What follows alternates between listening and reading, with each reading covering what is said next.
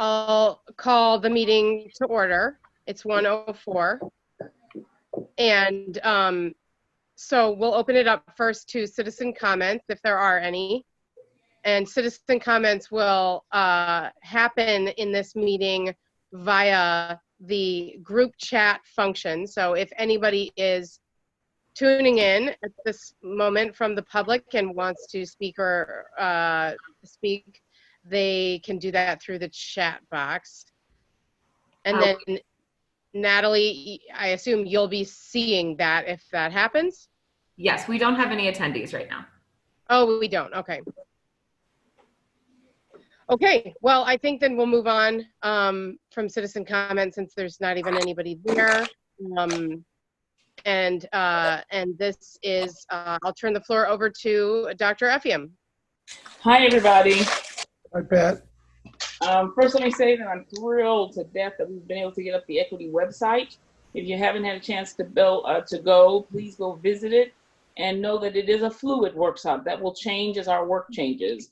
But I'm really excited about that. I wanted to double check and make sure that we are all on the same page about where we are in our training cycle. So we were going to do 6 hours of training. And initially we sort of did a what I call a welcome overview, what is equity session. Following that session, we did an understanding equity where we learned the terms of race, racism, identity, anti-racism, anti-racist, anti-racist organization, white privilege. Everybody, did everybody get that one? Just nod your heads. Or let me say, if anyone didn't get it, just raise your hand. All right, great. And then we moved on to unconscious bias, which was going through 2 sessions. I felt comfortable thinking that we had gone through both sessions completely. But I do remember with the REDI committee in particular, there was an incident or something national news that we started talking about that may have distracted us from completing it. Did anybody remember that, or did you feel like we got through the unconscious bias? Okay, great. So then for the last 2 sessions, which are phenomenal for us, we are going to do 2 things. We have one's called community engagement and allies. And then the final one will be leadership traits, EDI leadership traits. So looking at, I can't remember, it may have been JC who said at one point, you know, I do want to be an ally, but what does that mean? What does it mean to be particularly a white person who sees things happening, in this case we're talking about black and white, who sees things happening around them, whether it be things that are in their immediate presence, or as we're watching now, people in the media where there are riots and there are protests and there are people who are angry and people on social media who want answers, and many of them want legitimate answers and are uncomfortable asking those questions. But many of them also just have questions about what does it mean? What do you mean I have white privilege? And so there's a lot of need for us to have allies. The additional part about an ally is that the initial part about an ally is that they're much needed because an ally, meaning you in this case to me, would be an ally for the Black community. You have access to places, this is that white privilege you talked about, you have access to people and places that I might not have access to. And that doesn't necessarily have to mean I can't get to a front door and ring a doorbell, right? But it just means that, you know, the board is made up of 5 white people and that's by election and there's nothing you can do about that. And so someone there could be an ally for me. Martha called me and asked if I would come to a meeting that was being an ally for the Black community. And once I got to the table, you were willing to listen, whereas before we may not have ever crossed paths. So allies are a very important part of the EDI work and making sure we're going forward. Several things about an ally that are important is that first you have to know who you are culturally. And yes, that does mean not everybody is always ready to be an ally. You need something else before you can become an ally. But you have to know who you are. You have to be comfortable in your culture, meaning I'm perfectly happy being a white man, meaning that in some of these deeper, more intense conversations, or people want to call you a racist or, you know, tell you haven't done enough for people, you are comfortable enough in who you are to know who you are and not feel, well, you will feel attacked, but not let that attack knock you down. And so, did I hear a question? Okay, so that's a very important piece about being an ally. Allies are also, they're very cognizant. We'll talk about this when we get to leadership. And our allies are very cognizant that they're missing something. We don't know what we're missing. And I, as an ally for any group, do not always know what I'm missing. So an ally has to be really good at listening, both physically and sort of emotionally as well, so that you're paying attention to the obvious signs that are in front of you, but then what are the unobvious signs? What are the things that are not there? When I do surveying of communities, I always ask for demographic information. And that's great because it tells me who's not showing up. The age group between 20 and 30 are not showing up, or they're not reporting. Either way, those two are problematic. Now, how do I address that differently? Being an ally means you do, the longer you are an ally, the more you've learned, the more your experience, you're going to gain a lot of information. And an ally has to take that information and shut up. Be really quiet about it, because it's not necessarily your time, just because you have the information. So speaking on behalf of somebody else is not always the right thing to do, particularly if you have them in the room. Now, helping them, putting your knowledge and your experience aside of being an ally and what's really going on in the room, your job is to sort of nurture out of the person that's being marginalized or feels marginalized is not being able to contribute. That is the one that you kind of go to for your support, but that support looks like allowing them to get to a place where they can speak for themselves. And they may not get to that place. Be sure about that. They may not get to that place. But as an ally, to be a person of support in that room. And then if you find there is no place and they clearly are uncomfortable making that space, then you can step forward in some way that feels comfortable for you. And let's pause there for a second. Comfortable for you becomes really, really, really important. Because not all of us react or respond the same way. Some of us overreact, and so we shouldn't be reacting at all, right? But as a person, as an individual, knowing your style, is your style to say, yeah, I'll talk to Brian afterwards? Or is your style to say, Brian, can you explain more about what you meant by that? Or, hey, Brian, I didn't like that at all. That felt really uncomfortable. Those are three different personalities there. That's not one personality. Those are three very different personalities. Particularly for white people, because you are generally the allies in the room, you have to not judge your counterparts to say, well, there were 4 of the white people in the room. I can't believe nobody said anything. There's a whole bunch of reasons behind that. And you just have to allow that to exist. And again, if you want to interact or say something to them at a later date or a later time about why didn't you speak up, that is your prerogative. But know in those situations, not everybody is comfortable. Thoughts or comments?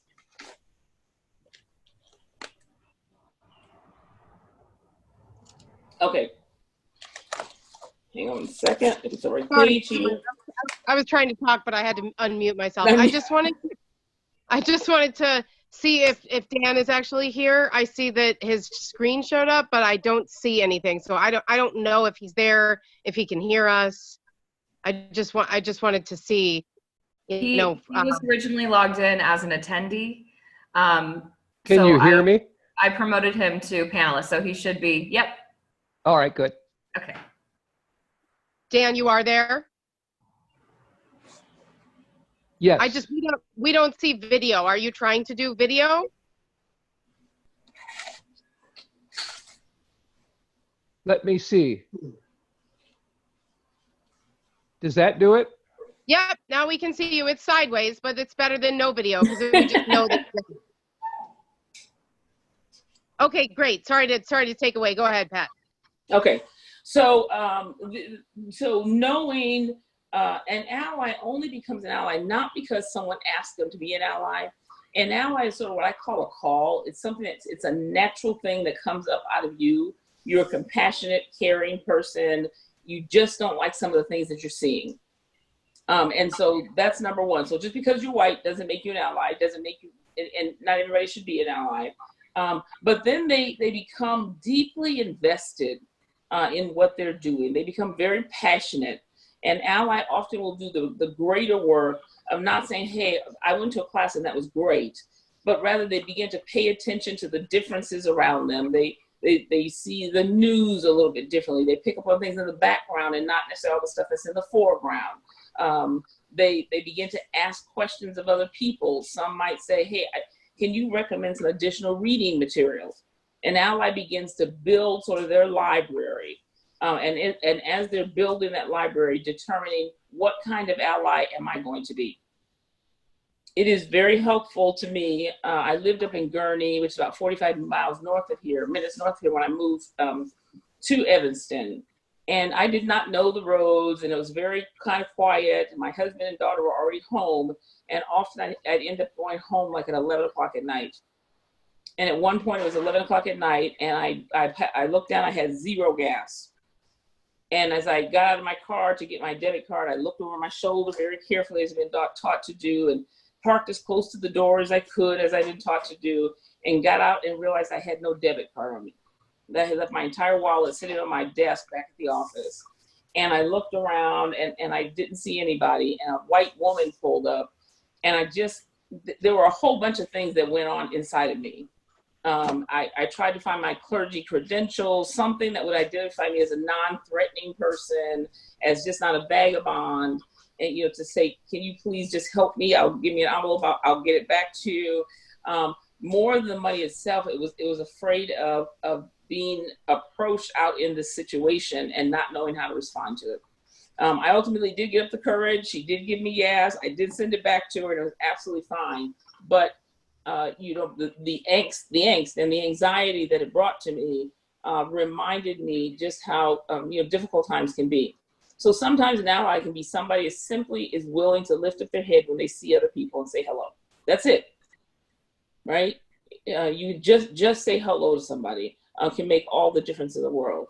And so as you're thinking about taking on the work that you all are taking on, that's a big chunk of it. A big chunk of it is seeing the person who comes in the room and never says anything, and ultimately approaching them and say, hey, I see that you've come. Are you particularly interested in something? Another reason for an ally, and we'll get to this a little bit later, more in depth in later. Another reason for that is because allies understand that you are a strong force, and you have to use that force for good. And other than using it, other than speaking on behalf of someone of differences, you also need to be very cognizant that you need to speak on behalf of your own white people. And that's because not all white people are bad. Can you believe that? It's because oftentimes, particularly racially tense times, white people tend to turn on white people. Those who consider themselves liberal or woke or forward thinking or have best black friends are the people that generally turn on white people and go, check your white privilege. Well, how come you didn't say anything? You weren't out there. You didn't come out to protest.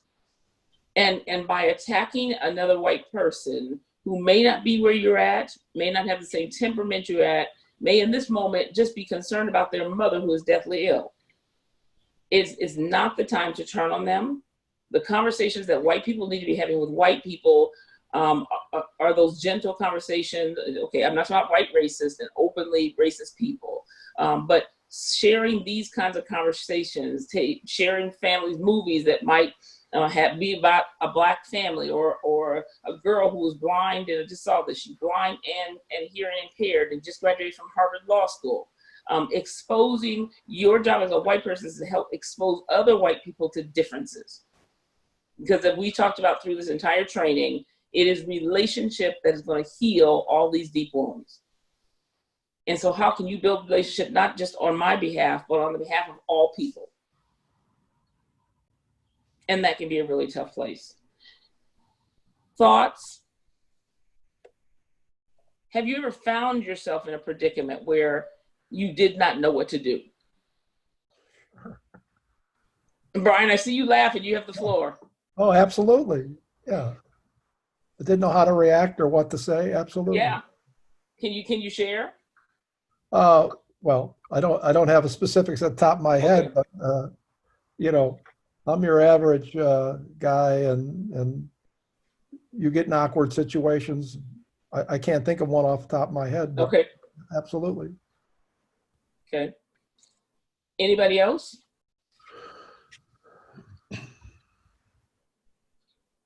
Come on, not one? No, I was raising my hand. I didn't know if you Oh, could I'm see me. sorry. I'm sorry. Just jump in. Okay, sorry. One time I was at a grocery store and there was a young black man working at the grocery store. I say young, meaning my age. I'm going to go ahead and call him young. So there was an older Asian man, and he starts like yelling at the black man, and I was far enough away that I could see an altercation happening, but I couldn't hear exactly what was going on. And I start like just watching, just listening and watching and trying to get a sense from the physical behavior, from the body language, like what was going on. And I couldn't tell if like the guy was just upset or if he was being mean. I mean, the way he was speaking was rude, that's for sure. And the guy and the black man was not happy about it. You could tell that from his body language, but I couldn't tell if it was like what was really going on, Yeah. And if I had more clarity that there was something that felt like I should, as a bystander, I should say, hey, stop talking to him that way, or like whatever it was that I would decide to say, I would have. But in that place where it's gray area and you don't feel like you have the clarity, I feel like that over eagerness of some white people to step in and fight on behalf of others, can at times be the wrong thing to do if your assessment of what's going on is not accurate.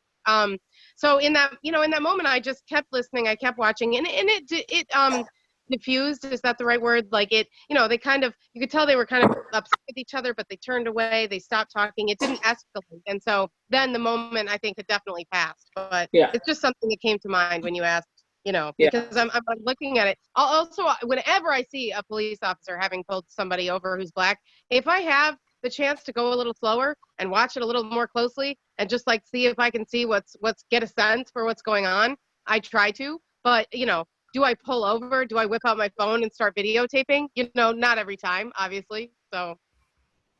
And that's actually a really good point is when is the right time, if at all? And when I worked for the city, I often got calls. Yes, there's two white cops. They have this black kid. He's pulled over. They have him handcuffed on the ground, sitting on the ground. They won't let him go. And I said, I could look on the police blotter right there and say, you do know there was a shooting within a half block of there, and this is the suspect that they have pulled over. So we don't want to go too far to one extreme, but we also don't want to leave anything out, right? So anybody else? Yeah, an incident that I've thought about many times over the years, actually. I had a car full of kids, and we'd gone to see a play over at Loyola. And on the way back, a couple of the boys started taunting another boy with homophobic slurs. And this was going on, and my son, who was pretty adroit at diffusing situations like that, was working to address it and calm the kids down and diffuse the situation. And I deferred to him. And I've often thought since, should I have stepped in as well? Or should I have left it in his hands? My thinking at the time was that he was good at it and it would mean more if it came from a peer. What I did do was the following week, I went to the headmaster of the school and I mentioned the incident and said that it was very concerning and he might be surprised if he knew, who all was involved, which I didn't disclose. And the response was, oh, Elaine, I'm so glad you came forward and told me about that. And this coming week, we are implementing a curriculum on LGBTQ issues. And we're going to watch this movie and that movie. And he had a whole curriculum planned out.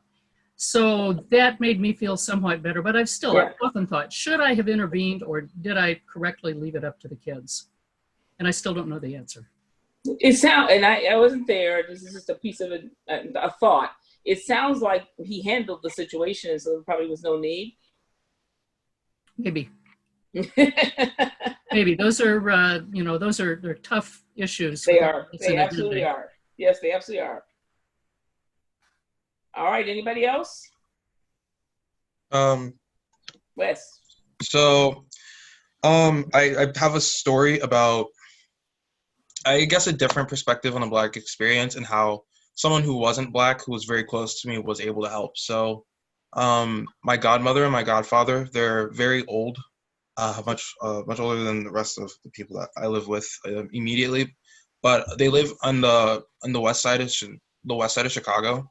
Okay. And not a great neighborhood, I would say. It's not a very good neighborhood to be in. And so there was times in high school when I would go to visit them, and we would go on walks, because if they don't go on walks, it's part of their health regimen is that their nurses and their doctors make sure that they get their fresh air, so that way they can, keep being healthy.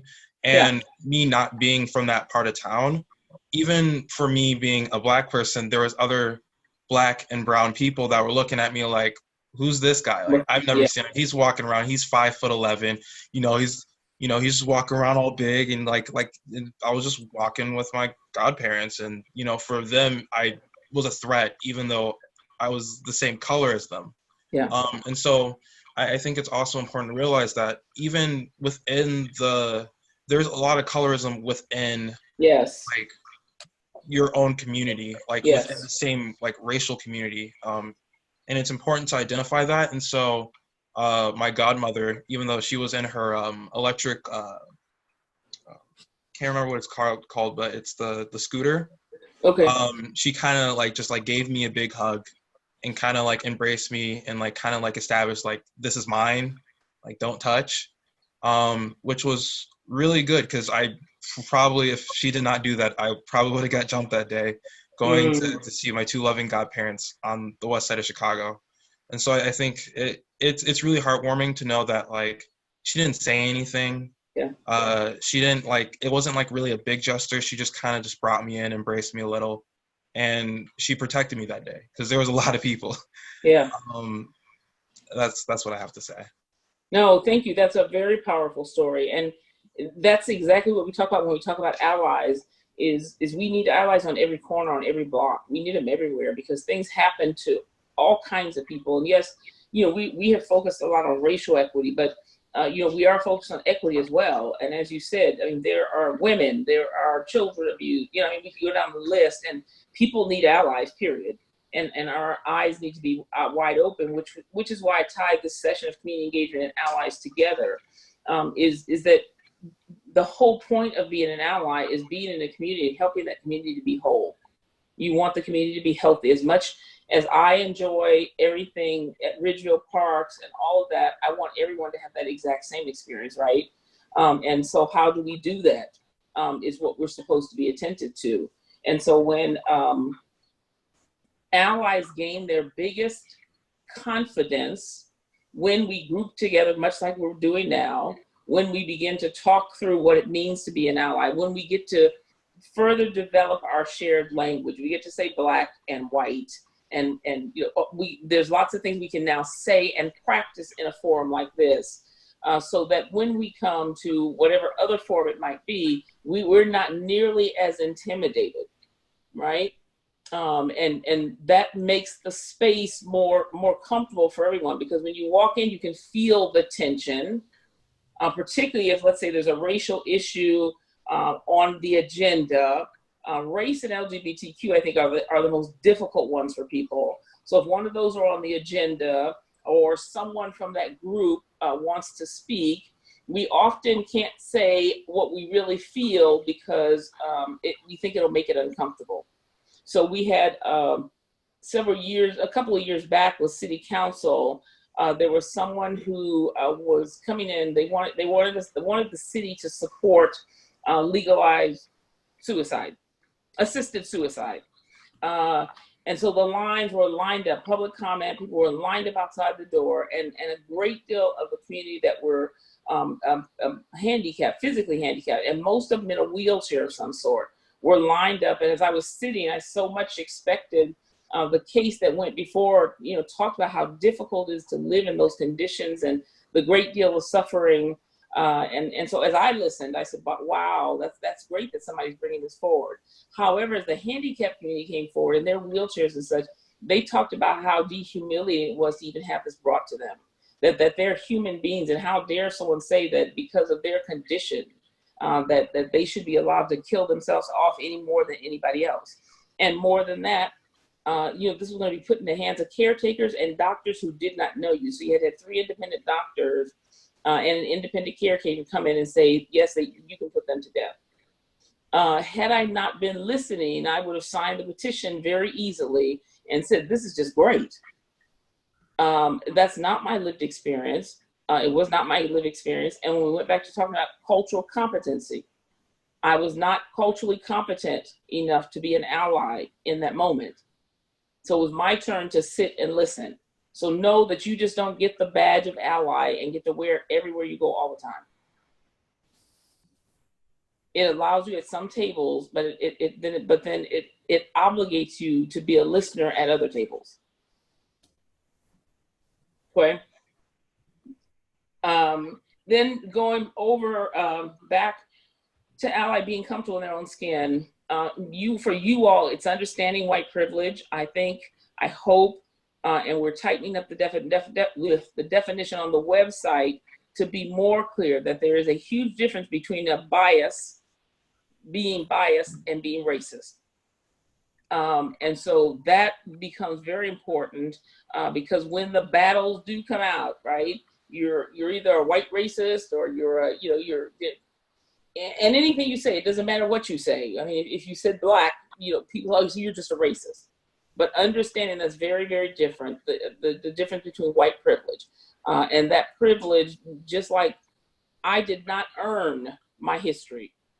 I did not earn my great-great-grandparents putting on a boat over in Africa. There was nothing I did to earn that. Nor did I earn my parents coming over here and being, discriminated against. I didn't earn that. Neither did white people earn any privilege. That's called white privilege.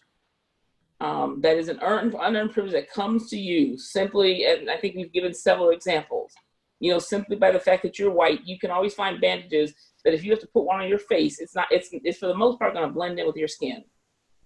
If I have to get a bandage on my face, it's not going to blend in with my skin. Everybody's going to say, oh, what's that on your face?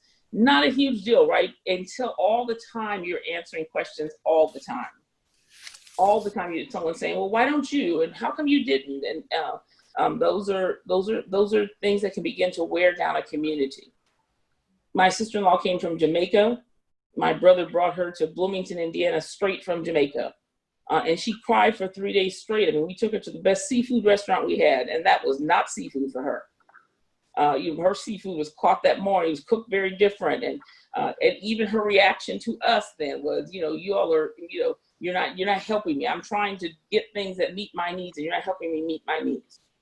And so that being an ally, knowing your privilege and your white privilege. And I also want to share, there was a question? I also want to share, because we do talk about white privilege a lot, and it is important. I also want to share with you that all of us have some privilege in some way that is unearned. Simply as a mother, well, mothers have earned theirs, but as a mother, I've earned that privilege with my children, with my husband, but it gives me privilege in a larger community that I did not earn. People don't necessarily know if I'm a good mother or a bad mother, right? Those are unearned privileges. Certainly people who have great wealth have some privilege that I don't enjoy. And managers, people in leadership roles, they have privilege. So don't allow yourselves or the community to build it down to just white privilege. Much like we're focusing on racial equity, we want to focus for the moment on white privilege. But at that point, know that there's lots of privilege out there. And so we're not going to allow that to be used against us to abuse us. Make sense? Okay. So this community engagement then, to be effective at really listening, because this is where this all started, is Ridgeville wanted to hear from the community about some things that have been brought forward. They wanted to hear the larger community. What are the issues and how can we resolve them? And so there begins your real community engagement. Hopefully in the future, your community engagement will have started prior to an incident. And I believe in you all's case, you had, based on what I'm seeing and talking with folk and looking at your assessments, you all have community. You didn't have the entirety of the community, but you had community. And so here the question is, who lives in Ridgeville? Who plays in Ridgeville? And how do we ensure that they become a part of our community and not a visitor in our community? So we want you to know that even if you don't live in Ridgeville, from my understanding, you can come to the parks and we want you to feel welcome there. And so how do we build that level of community with people who may be 1 or 2 time users, once a year users? And certainly how do we build community in this time with the Black community? What is it that we can do to build a deeper sense of roots? Again, another important point is when we think about community, when we think about building community with Black people, for us, that means they will show up at our programs. They are going to come to Shakespeare in the Park. They will be at Farmers Market. And what you have to know is, even as you're building a diverse community, and even as Black people are being comfortable, they may not show up in your space. And there could be a million different reasons for that. Just a ton of things could be a reason why they don't show up, but they can be supporters. Hopefully you build enough relationship that there's something attractive about the programming you have.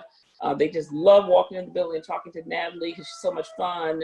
I saw Natalie one day, I was in there, and in comes a dog, and you would have thought that the dog was her best client. It was just wonderful to see. A dog that was a real part of the community and felt really welcome to go up and crawl under her desk and know she had cookies for him. Doggy cookies at her desk. We want to make that kind of environment for everybody, right? Now the doggy got introduced by his owner.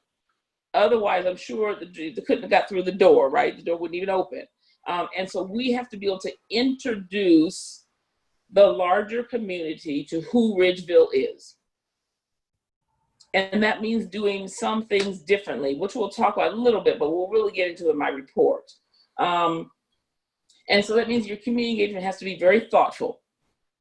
I'm not a dog person. I'm never going to be a dog person. I'm happy for you dog people, right? But doggy cookies, come on. But Natalie loved dogs enough and cared enough and was comfortable enough welcoming them into her work environment that she now keeps cookies there. That's very thoughtful planning on Natalie's part. Even if someone just dropped the cookies off and she said, well, I'll keep them at the, it's very thoughtful. How can we ensure that we're being thoughtful across the board? Now, that does not say we're not already doing it. And that's an important point. Don't make assumptions that we're not already doing it. It is just, how do we make sure that people who want to be there and are comfortable being there can be there, okay?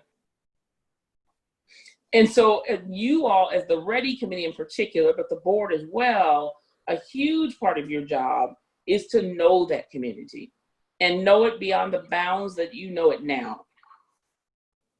Know it beyond the groups of classes that you know now, beyond the groups of people you know in that area now. And that can be done, again, there are tons of different ways to do that. There's some outreach that can be done. There's some programming that can be done. There's some hosting that can be done.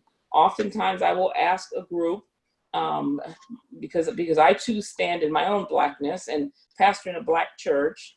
My members are not comfortable going into larger spaces with white people all the time, larger spaces.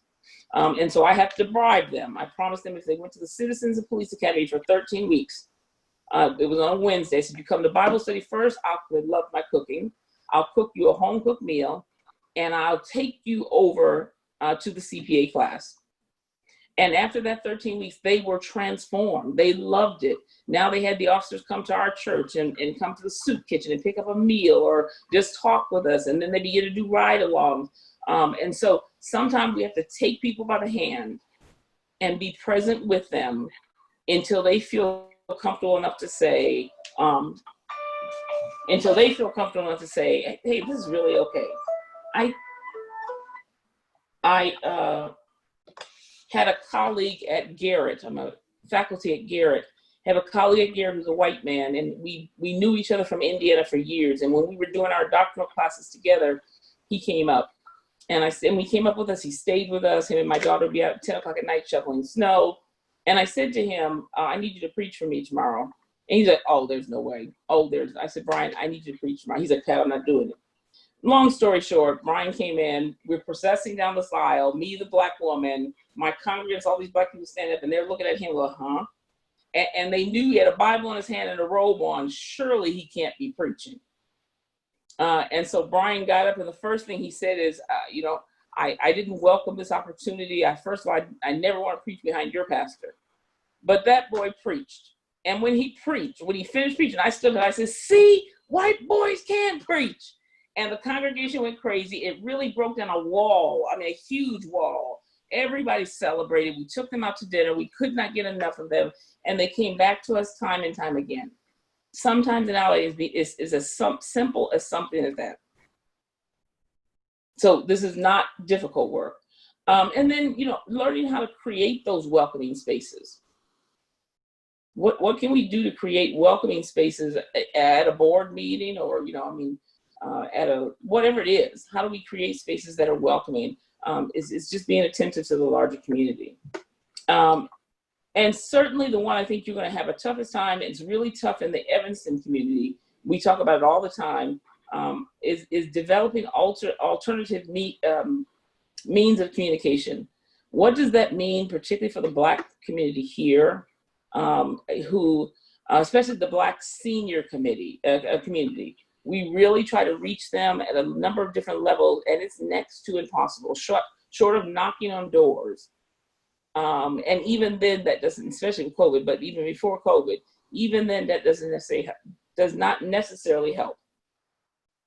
So all of these things, as you all gather, both as a board and a committee, these are things you need to sort out and sort through, and then to figure out who are the key players that are missing from the Black community and how might they come and give a voice in your community. I can tell you that I being your consultant and I being a Black woman, not necessarily Pat, I being a Black woman, I know has gotten a lot of attention. People, oh yeah, Ridgeville, oh, that's great. What is Ridgeville? If anything, that's the biggest question, you all, trust me. What is Ridgeville? Oh, I thought it was all city parks. No, it's really not. So there we have it on the community engagement and allies. Any thoughts, Wes?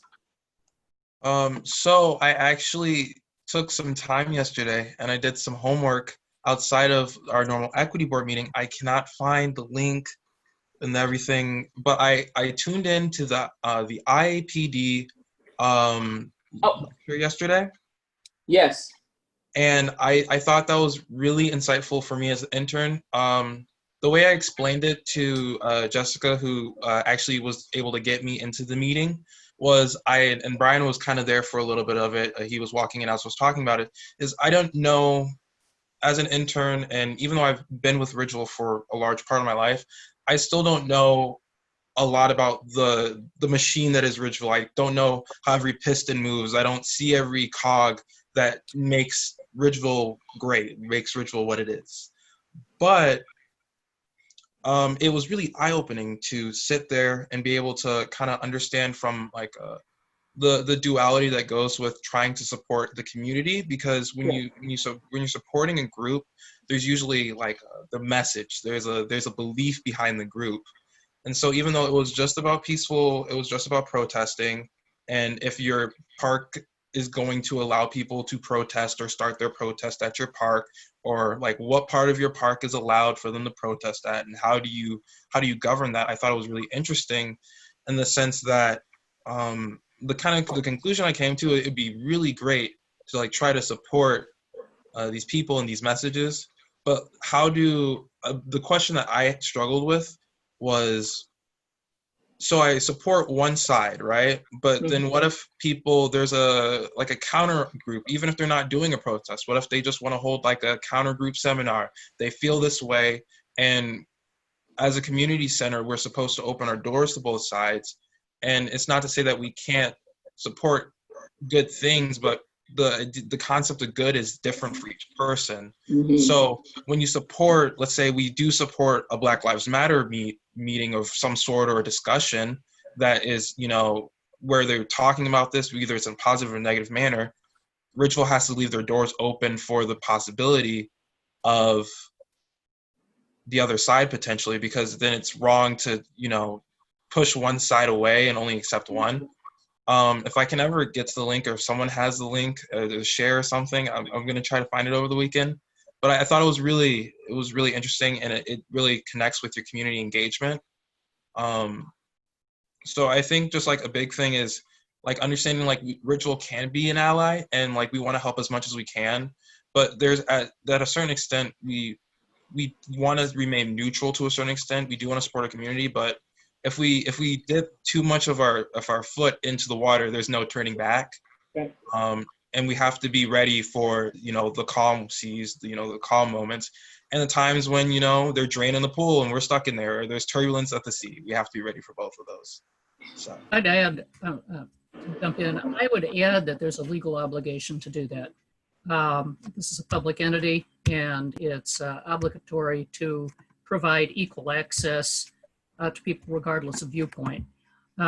So let's say that we've got the Black Lives Matter meeting that's going on, and the group comes in and they want to do a White Lives Matter meeting or rally or whatever.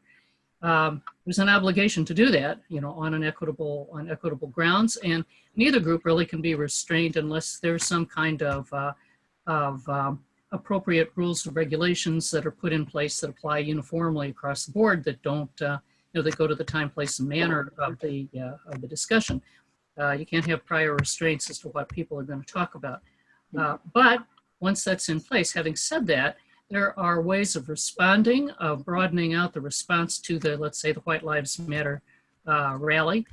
There are ways that are entirely appropriate and consistent with the legal obligations of the governmental entity to be responsive to that and to broaden out the discussion of the counter movement. And that's something that can be thought about in advance and put in place. Thank you. Anybody else have any thoughts on, because I have two things I want to talk about. So I do want to talk about Black Lives Matters. And let's just for a moment assume that we are the Ridgeville board, all of us. And someone has come in and asked us to commit $5,000. It's a young black man who has come in, is very frustrated about the lack of diversity in the city, and they're trying to get as many organizations on board, and they want us to commit $5,000 to that organization. What are your thoughts? Let's, as a board, let's debate that.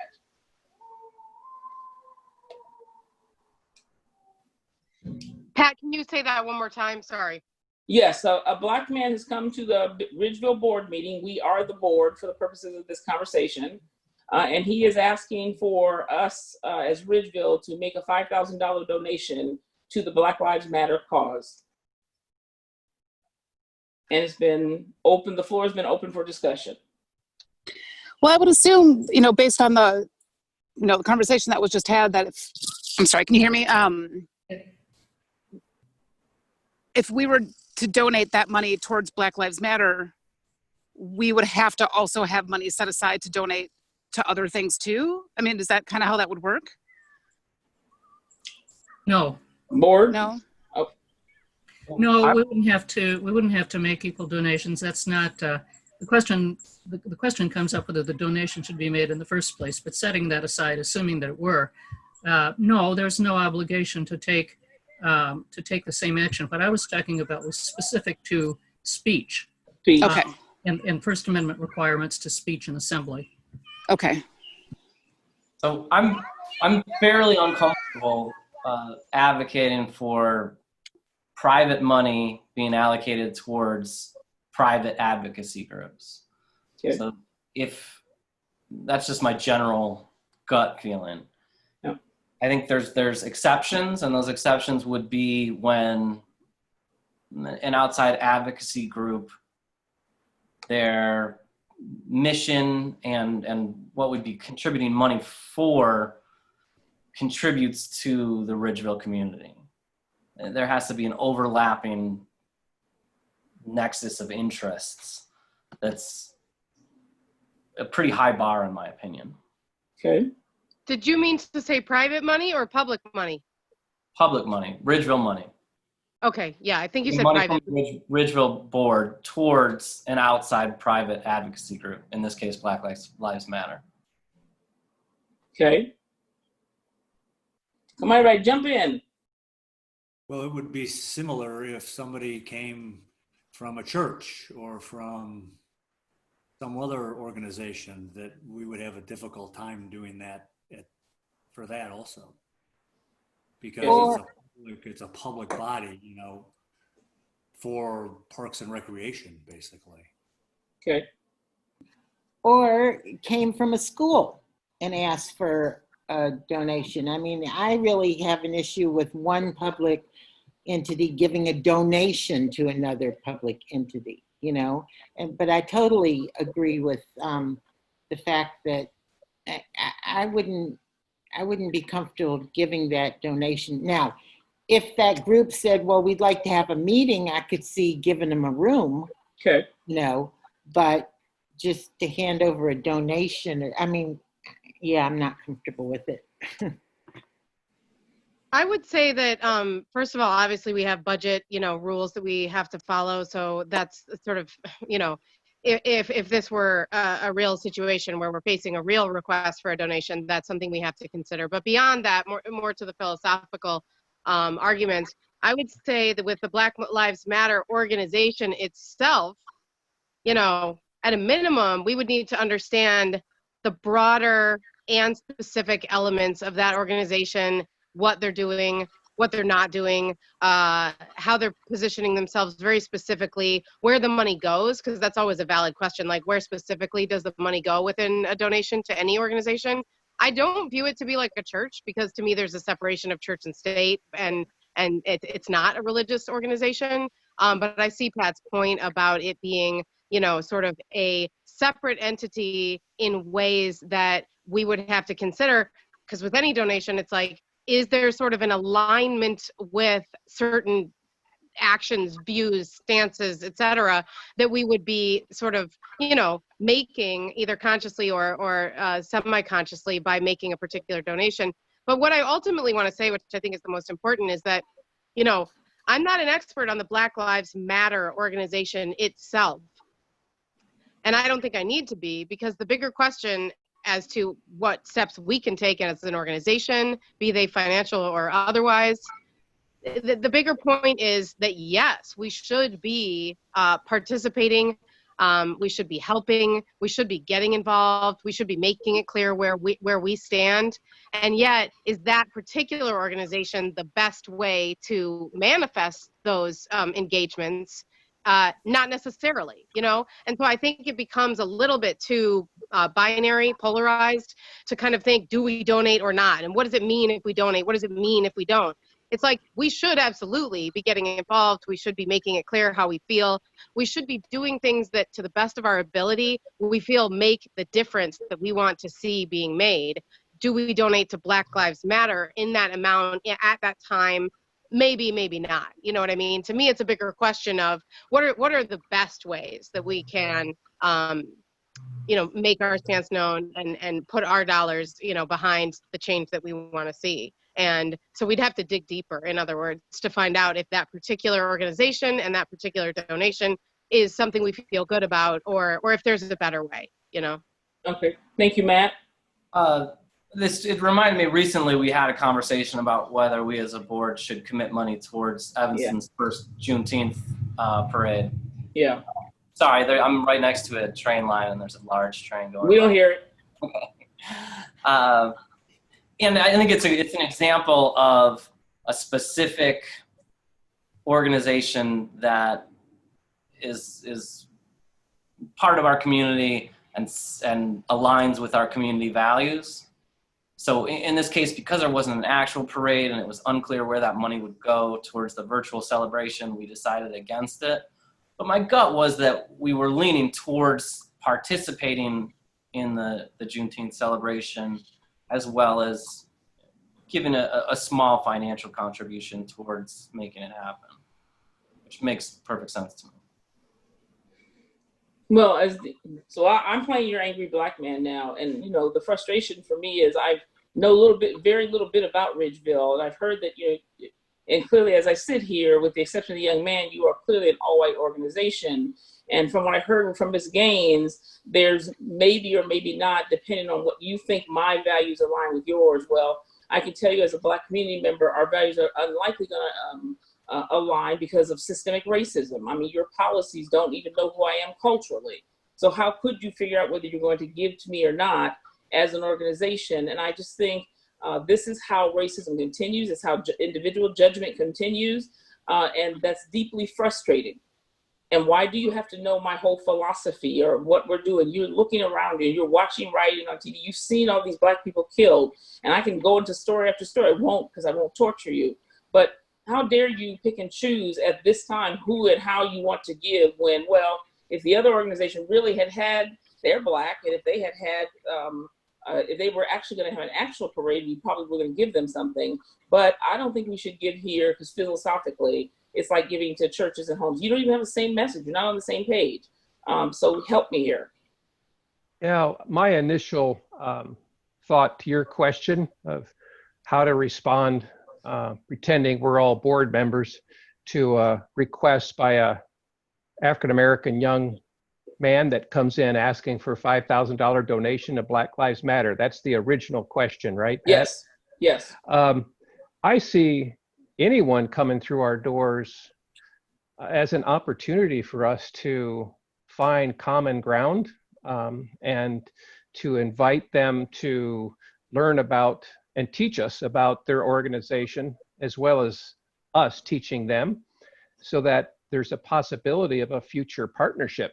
And I don't know how that would look, but I find somebody coming through our doors asking something like that as a entrepreneurial, good energy person that I would hope we could learn more from, and that person and their organization could also learn from us. So I would certainly ask them to sit down and further explore ways that we could be supportive of each other. Thank you. And so this is a good, I hope you know I was playing the angry Black man, okay? I'm really cool. But this is where I want us to learn to go, because this is how things are going to come at you. They're not always going to come at you very nicely, right? And you're sitting there, you're kind of stunned as somebody kind of flips out and starts telling you, and there's so much being said we can't even all catch it, right? This is number one why your policies will help you tremendously. It is also why your REDI committee will help you tremendously, is because it allows the board to say, thank you for appearing tonight. We will take this under consideration. Say, hey, REDI committee, you hand it off to them. They get to examine it. They get to find out legally, can we do this if we wanted to do it? Is there a precedent for this? Is this a precedent we even want to start? Who is this organization? So when we do come back, as Dan said, so that way the young man has been invited to stay at the table. And so when he comes back to the next meeting or wherever that meeting is, we can then have a solid argument or a solid defense or a solid comment about why we cannot do this. However, we see some ways that we might partner. And so it is learning to develop that thick skin, because it just comes at you. When it comes at you in a meeting like this, it can just be, it's like, I don't know, what are the legal ramifications? Should we? I don't know. As I was reviewing your policies, there's one that I see as particularly problematic, and it talks about noise level. And it doesn't describe noise level, it just says loud. And I was looking to see if I can find the exact quote, but I can't. But I was thinking, I was in drive-through the other day, and 2 cars in front of me was a Black guy who was booming his music till like my ears were hurting. I just looked and say, shut up. Now I was 2 cars behind him. Who gets to determine what the noise level is? And I don't know, because I mean, if you ask me, just no music. I mean that. Ask me, no music. So I'm definitely not the one to be on that committee.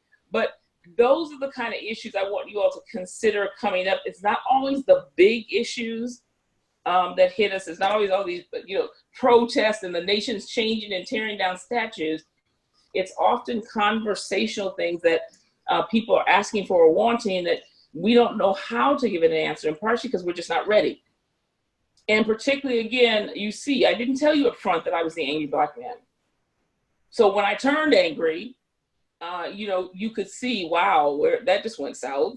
I didn't quite know what to do with that. And how do we respond is what we're working on figuring out. Well, hanging on for a moment to the noise policy issue, as a person that lives across the street, I'm well familiar with noise levels at the Park District. And I have to say that by and large, it's one of the best advertisements that the Park District has. There's a lot of different kinds of music that emanates from the Park District House. It's wonderful. It's great for the neighborhood. Yeah, it gets kind of loud sometimes, but the African drums and the garage bands and what have you, they're wonderful. Yeah. And I've also seen the noise cut the other way. There have been basketball players that have caused the community a lot of grief by late night playing. The rims have come down from time to time, something that I do not think is beneficial for the Park District or for the community. But somebody else that lived on the other side of a different street had a big problem with it, and it resulted in some damage, I think, to the Park District programming. Yeah. I'm really glad that we've been having this conversation about like Black Lives Matter and the protests, because that's always something that I have a hard time navigating. Because obviously, like, my instinct is like, yes, let's do it. Let's work together. Let's partner. But my fear is the same as what Wes kind of spoke about, is that, if we support one organization in a way, we have to support everybody in that kind of a way. And that worries me, because I don't want to I don't know how to navigate that. But I think that there's lots of ways that we're discovering in training and everything else about how we can be an anti-racist institution without necessarily like on our own, you know what I mean? And like, we can still support the movement maybe individually, but we can learn from the movement, and we can take what we learn and apply it to the Park District so that we are ourselves an anti-racist institution. Does that make sense? Yeah, it does. And that goes back, remember, to our original definitions about individual racist versus organizational. We're focusing on organizational because that's where we have to. And so, yes, we want to see what the organization can do. Part of where our thick skin has to come in is to know that not everything just because it's Black is good. Like, not everything that's white is good. I mean, just because somebody has an idea doesn't mean it's good. And particularly for you as white people, where you have to get comfortable is not looking around and going, oh, God, it's the only Black thing on the agenda tonight. We should probably say yes. And trust me, I've been there. I haven't been there with you all. I've been there. I certainly have been there with City Council, where as their chief equity officer, they made decisions based on, and I, as their chief equity officer, the lead Black equity person for the city, said absolutely not. But because we had a sitting council that were predominantly white, who did not want to be accused of being racist, I mean, kept saying, we got to support it. And those are things that can really get you in a pickle. But, it begins for you, or you have to know what the mission of your organization is. And you have to stay focused on the mission. Again, another critical piece for organizations is to understand your mission and don't lose sight of that. And if something does not fit in with the bigger overall picture of your mission, the answer is simply no, Black or white, right? And so that becomes very important. And it also becomes important with, like I said, is at reviewing your ordinances, which are so interesting. I mean, they're so interesting. I just love reading them. But in looking through those, it brings to mind that, the big question of racial equity hangs out there, but how much of this stuff deals with racial equity or not is what we're trying to figure out now. But what I do know is, even having an equity statement, even having your equity wage site page up, even doing equity training, even have a REDI committee, those are all things to say that you are working toward becoming an anti-racist organization. And quite frankly, I'm not patting myself on the back, but I am patting you all on the back. You are my one client I have been able to advance as far as I have in such a short period of time. And I think that part of it was the pressure you all were under to respond. But I also think it was you were ready, and then COVID happened. Not even the racial stuff, COVID. And that pushed everybody inside and gave us a whole chunk of time together that we could really spend together. And my head is reeling. In fact, I went over some records last night. My head is reeling at how fast you all have moved toward being serious. And so, that's a good work, and you do good work, and you've got to find it within yourselves as both allies, as REDI members, as board members. You have to find it within yourself to gain that racial competence and racial confidentiality. Yes. So that just because Angry Pat comes in, you don't see Angry Pat, you see a situation. You see a situation and you weigh that by like you've weighed everything else. And only that way are you going to continue to be true to who you are as an organization. And in our next training, we will talk about the kind of leadership that it takes. There's some very clear documented types of leadership that the organization needs to move it forward and to keep it going. And even when you think about councils or committees and think about, do we have this leadership? Do we need this leadership? But the biggest thing for you all is learning how to work collaboratively, and not negotiating your own personal values or the values held on behalf of the park. And I can tell you, working in city councils across this country, I have been dismayed. I mean, I knew there was politics, I know about politics, but I have not seen those kind of formal politics in action. So I want to get the dog beach opened up, but I'll do that if you will support the reparations. But we can't support the reparations because and so there's all this negotiated and navigated. I certainly agree that you have to be talking to each other. But as a team, the group decision ultimately needs to be the group decision. And it doesn't become the group decision that I didn't vote for. I hear that at city council all the time. And they're really good at republicizing it. In fact, just yesterday, you're putting on Facebook, remember, these are your 2 Black aldermen who voted for a white city councilwoman. Just pushing that out there. And I'm going to tell you, I know all of the aldermen, they're under incredible pressure. And the Black aldermen get it all the time. You're not acting Black enough. That should have been a Black vote. And so, you have to be determined that you're not going to become that kind of board that gets easily divided because one person wants something over the other. Decisions are decisions, and it's what we do. It's in the best interest of the park district, and then we go on, right? We go on, and we become better every day, and we become stronger every day. And we do figure out if there's some things that get voted down, and there's a really good reason. How do we revisit those? But if they got voted down because they were never a good reason to begin with, or maybe it was a great reason and only 2 of you voted for it. It wasn't a great reason, not for the park district, right? And so that becomes very important, is that collaborative teamwork that's going to lead you forward. One of my colleagues who was helping me review your ordinances had the question of the board, and doesn't the board have an obligation to diversify? And I said, that would be lovely, but this is an elected body. They have a real election. However, where we can think about that and help them even in their ordinances to think about, there is a spot in there for if somebody steps down, the board has some power there to think about pointing at a person of color. right? You know, building enough of your constituency in the parks, building them enough that people, you know, there are enough Black people who are now, or people differences in this case, who become interested in what you really do. If you had talked to me about Ridgeville, you know, a year ago, I said, yeah, I guess some parks. You all's mission and vision, I'd jump on your board in a minute. Not really, but I would.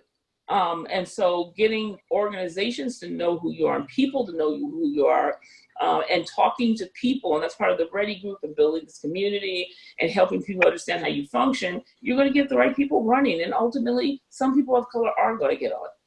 But you certainly can't call yourself racist, or you can't hold yourself up because you don't have a Black person on your board.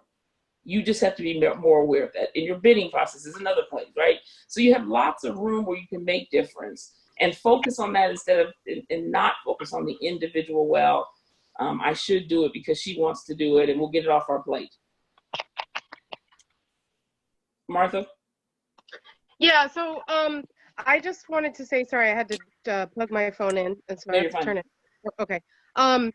I just wanted to say something that I wanted to say earlier, and it also applies to this, so I'm going to connect 2 points. I mean, I'm thankful that you said what you said about us coming so far in a short period, because, you know, I trust that's how you really feel, and so obviously that's a very positive thing to hear, and I also agree with you, and I just want to take it as an opportunity to say that, you know, I think part of the reason that is true is because of how small we are as an organization, and sometimes there are benefits, you know, to being a small organization. And some of the things that I think come along with that is that we're a group of real people. We're accessible.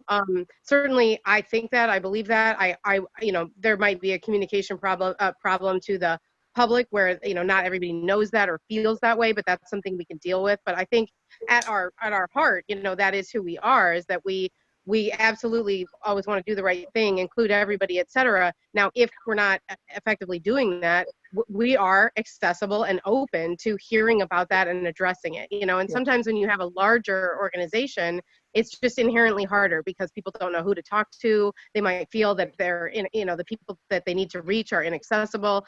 And so the other thing I wanted to connect that to is that, you know, something that I heard in the news, and that reminds me of a way that I don't want to be, you know, so an example of something not to do. And it ties into with like protesting and how do we take a stance? If we make a donation, what does that mean? Do we have to make another donation? And how Wes said, like, free speech and all that, like, do we have to, you know, be as open to viewpoints that might inherently be very problematic and things we disagree with just because we're being open to, you know, everybody?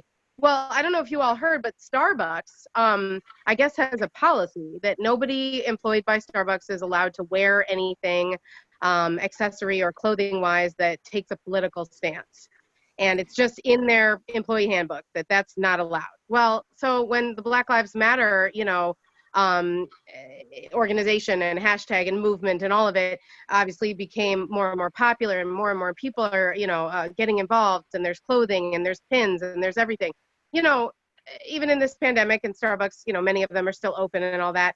They said that their employees are not allowed to wear anything that says Black Lives Matter because it falls into that, you know, political thing. And that really bothered me because they're a huge corporation. They're obviously not a public entity. They're a private, you know, they're a corporation.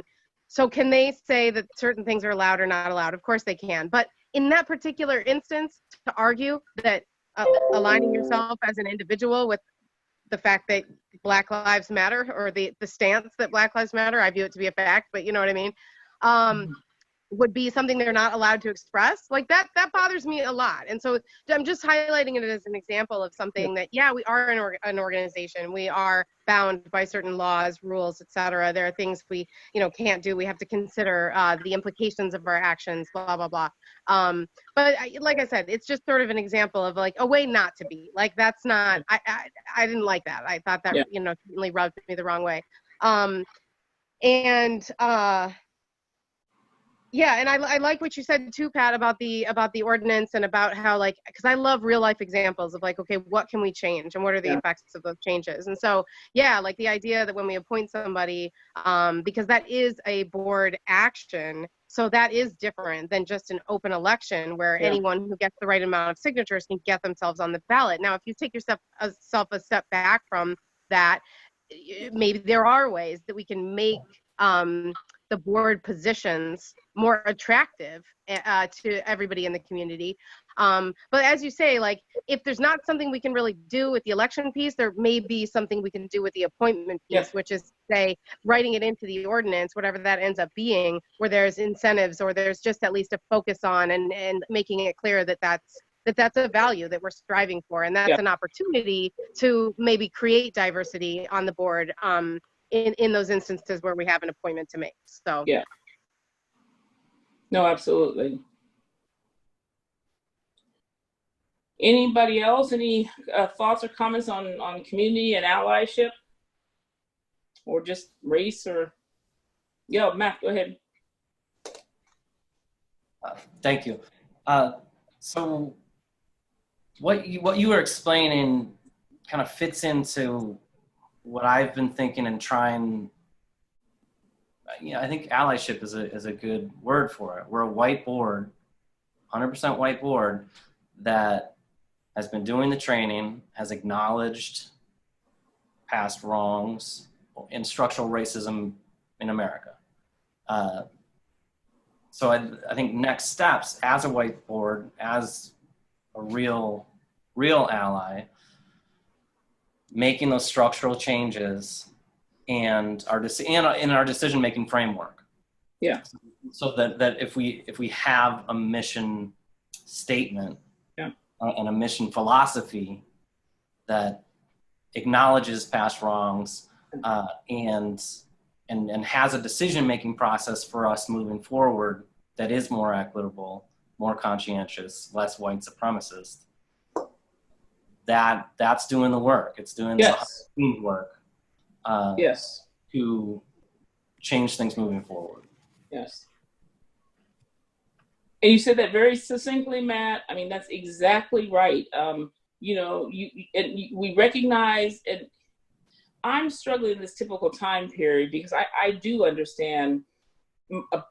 I have lived systemic and structural racism and personal racism. Okay. But there are some things that are happening that I simply don't agree with. I certainly agree with the taking down of monuments and things that are clearly racist and were put up there to be racist and intimidating, and putting them off in some library somewhere. I have no issue with that. But at the same time, I'm really frustrated that, when Martin Luther King was alive, every major black city has a Martin Luther King Drive, much like they put a Black Lives Matter right up in Washington. And I'm pleading with anybody I can, please don't do that, because I know when I go into town, if I want some good ribs, go find Martin Luther King Drive. If I want to live, stay off of Martin Luther King Drive. And that's almost true across the nation. And so there are some things that we do that are just symbolic and turn out horrible. But when you look, like you said, when we're looking systemically, and we can acknowledge that the practices of these times created these policies, and we're taking a deep look at ours to make sure that we're not using them discriminately, in a discriminatory manner. And as I said, yes, putting those things in place that aren't simple, but we now have an equity statement that drives us. When people see that, people begin, they think about it. They consciously think about equity. A mission statement that drives us. You have a REDI committee that's ready at any moment to be present and to hear this. And now they have a collective wisdom that they can examine these things and come back to the board and say, it's our recommendation based on these 10 things. It is our recommendation that you accept or reject this. You, the board, still are fully in control and get to make the decision, but you've had an expert branch do the research on your part, to get what seems to be a reasonable answer. And because they weren't on the front line like you all, getting blasted by me, they can remove themselves even a little bit more, be a little more objective, because they're hearing about it. I heard what happened, but it wasn't directed at me, and they can move on with their work. Those are the things that become critical to an organization. And it also gives you the power, when you do come under attack, you can very pointedly say, yes, and here are ordinances. If you'd like me to get you a package, I can do that. So people can look and see, and also see your history. And honestly, you all hire 2 buck consultants now. You all, it speaks to, your sense of fairness, your sense of wanting to get this right.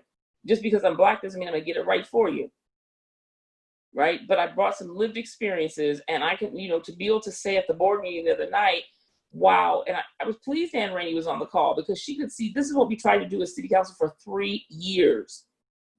And to see you all moving in this way. So those are the things that are going to move you forward, like I said. And haven't you noticed we haven't chased any cockroaches the whole time we've been in training together? That's not been our focus. We have focused on us and how we can become stronger and how we can build the organization. And I feel really good about where you all are right now. I hope you do too. All right, any closing remarks? Pat, I wanted to kind of toss something out that you and I had spoken about the other day. So please, just to see what people thought, or if they had ideas about it. But I finished, Pat had recommended that we read Tears We Cannot Stop by Michael Eric Dyson, which I finished. And one of the things that he talks about in one of the last chapters is like, now what? Like, now what do you do as an ally, or as a person with some kind of authority? How do you do the work? How do you help? And something that he had suggested that I thought was really interesting from a programming perspective is he talked a little bit about reparations, which is a conversation that's happening in Evanston right now. And something he said that you could consider for your organization is offering I think he called it an IRP, an individual reparation program, which would essentially mean like offering like full scholarships for 10 Black children to summer camp every summer. That's something that you can do in your town, within your organization, to personally respond to that conversation. So I thought that was interesting. I don't know. I was talking to Pat about it, and we have been budgeting some money. We're talking about budgets right now, and we're talking about what we're going to budget to continue budgeting for our equity. I don't know if something like that would fall into that category. If you even think that's a good idea, I just thought it was really interesting and wanted to share that.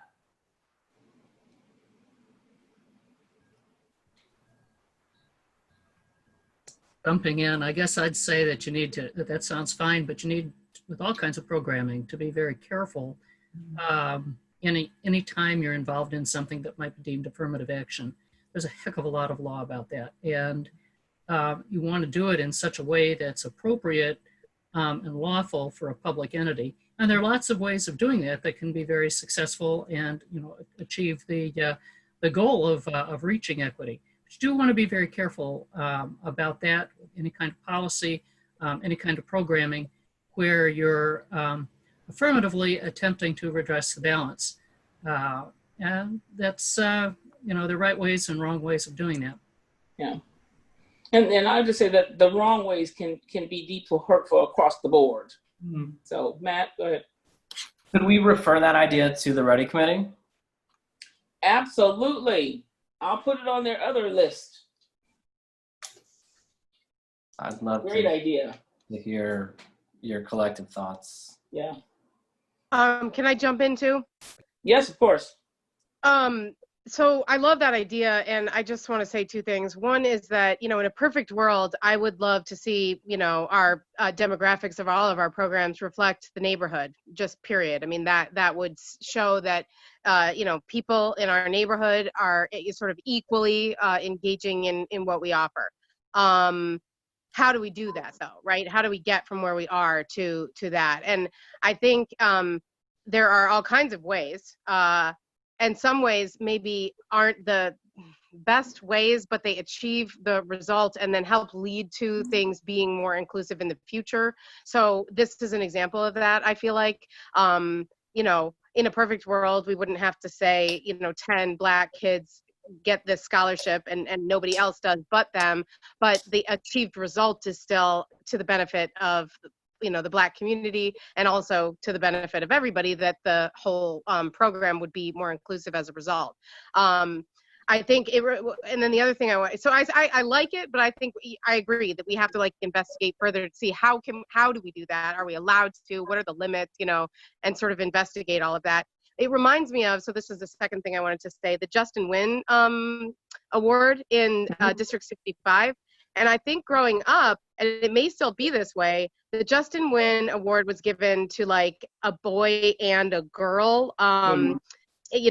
From each grade, or like it's a grade specific, right? So only in that grade, and then it was per year. And so from an equity standpoint, from like a gender perspective, there's an issue now in the community where it's like, wait a second, if it has to be a boy and a girl in an attempt to make it equal, what about anybody whose gender doesn't fall into just a girl or a boy expression or whatever?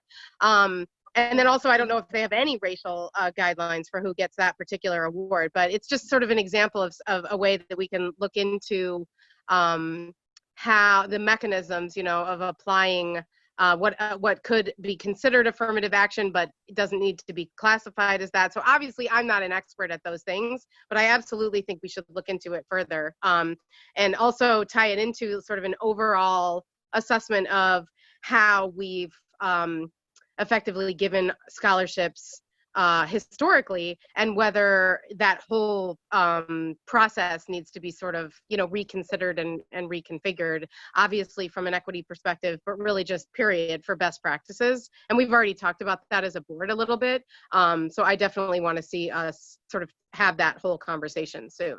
Yeah, that's something that Matt has been working on the scholarship stuff, and I think, and just to clarify, like from what I understood from the author's perspective, it's not necessarily like a scholarship or assistance program. It's not even entirely about like yes, we've been having the conversation about diversifying our campers, of course, but it's more about like, I guess, celebrating 10 kids in the community. It wouldn't interfere or overlap with our current scholarship program. So anybody could certainly still apply for a scholarship. It doesn't limit it in any way. This is an additional program that would exist. I agree. There's a million things that we would have to look into in terms of law and whatnot, but I just thought it was a really interesting idea. Thank you, Natalie. Aiden? Oh, I was just gonna say that Justin Wynn is like a scholarship that was based on leadership, citizenship, and sportsmanship, and they did in the last couple years change it to 2 fourth grade students. So it does not have to be a boy or a girl anymore. It can just be 2 students. So thank you.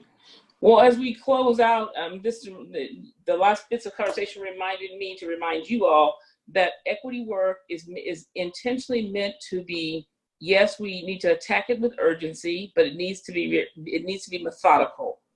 If we're going to really make sure we look at all aspects and not put together something that won't hold up in 5 years or something, something that just is willy-nilly, we will not have done our job effectively. And so you're exactly right, is to refer these things. And if we need outside expertise, I've used a ton of outside resources to get the information I'm digging up for my report to you. And, I go to them and look at their experts and say, well, does this mean what I say it means? And so things take time. But so like I said, we want to work with a sense of urgency, but we don't want to be sloppy and just go past and throw stuff together either. Not that I think you all would do that. All right, so we'll gather for our final training. Is it next week or 2 weeks? And we haven't decided. Okay. So our last training, and honestly, I'd still like to put an hour and a half on the calendar, but it won't take more than an hour. Yeah, so I actually wanted to say that next weekend is the 4th of July weekend. And oh yeah, that's right. We talked about that. Yeah, I haven't had a chance to talk to everybody yet, and I wouldn't have been the one to talk to everybody anyway. It would have been Natalie doing the scheduling, but I just today did finalize that I'll be out of town starting late Thursday. So I would just like to request that we don't meet next Friday, but the following Friday is fine with me, and perhaps if we could get consensus right here, we could go ahead and schedule it for that next Friday. Okay, Matthew? Yeah, I had pretty much the same idea.